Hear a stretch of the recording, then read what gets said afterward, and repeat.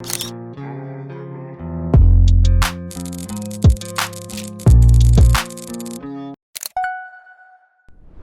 begin, I've already imported this image of graph into my timeline. Now let's zoom preview monitor for better clarity. Select the pen tool or simply press P on your keyboard. We'll use this line as our reference. Click to create the first point, then click and drag on the second point to create a curve.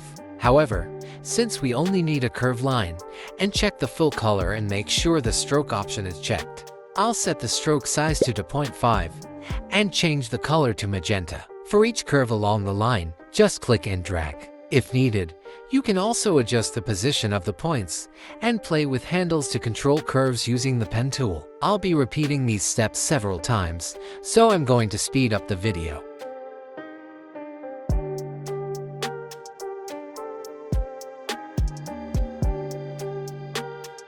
Next, to animate the line, open the Effects panel and search for the Linear Wipe effect. Double-click to apply it.